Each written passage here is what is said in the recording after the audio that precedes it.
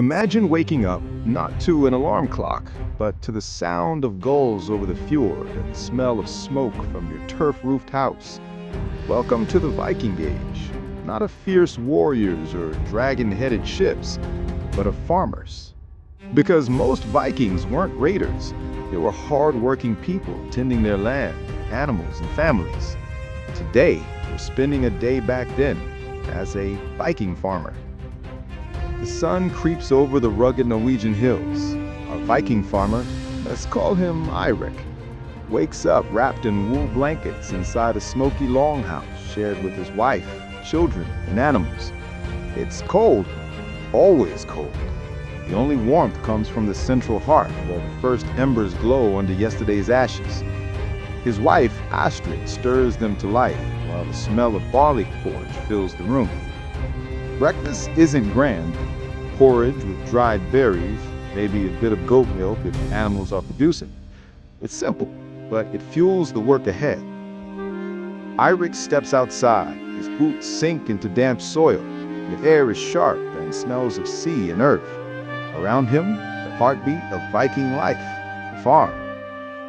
He checks on his sheep and goats first, vital for wool, milk, and meat. Then the cattle and pigs. Animals meant survival. Every creature had a purpose. Even the dogs weren't pets. They guarded, herded, and hunted. Eirik spreads hay, breaks the ice on the trough, and checks the fences made of woven willow branches. If one breaks, wolves might find their way in tonight. Once the animals are fed, it's time for the fields. Viking farms were carved from harsh landscapes, rocky, windswept, and stubborn. Eirik and his sons grab wooden plows, often pulled by oxen. They sow barley, rye, and oats, staples that became bread and ale. The women gather herbs, mend tools, and spin wool. Everyone works. Everyone's hands have purpose. The rhythm of life is tied to nature. When the seasons shift, so do their fortunes. A bad harvest could mean hunger, or worse. By midday, the sun stands high and the family gathers for a simple meal, usually flat bread, dried fish, and ale brewed at home. Sometimes neighbors stop by to trade, share news, or help repair a roof. Viking communities depended on each other. They weren't isolated hermits. They were villages bound by kinship and cooperation. And of course, stories. Every break from labor is filled with tales of gods and heroes. Odin, Thor, Freya. Stories aren't just entertainment. They remind everyone of courage, faith, and honor. After lunch, there's no rest. The men repair fences, sharpen tools, or carve handles. The women weave, dye cloth, prepare food for winter storage, salting, smoking, or drying. The children learn by doing, gathering firewood, tending geese, or fetching water. Their games mimic adult life. Throwing stones, practicing with wooden swords, racing across the field, pretending to be warriors.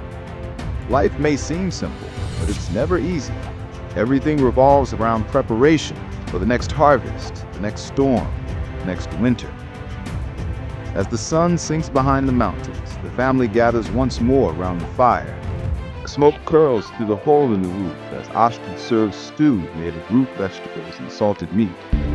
They eat, talk softly, mend clothes in the flicker of firelight.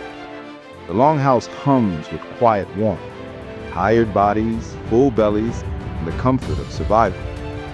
Sometimes Eirik picks up a lyre, plays a simple tune.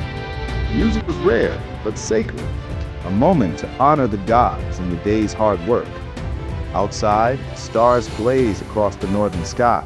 Wolves howl in the distance, and the cold presses against the wooden walls. Eirik looks at his land, small, rugged, and alive. This is his world, not one of conquest or bloodshed, but roots, soil, sweat. For every Viking who sailed to unknown lands, there were dozens more who stayed home, feeding the tribe, raising children, keeping their world alive. Because long before they were warriors, they were farmers. So the next time you picture a Viking, don't just think of the warrior with an axe. Think of Eirik, rising with the dawn, tending his sheep, planting barley under the cold northern sun. That was a day back then, the real life of a Viking farmer.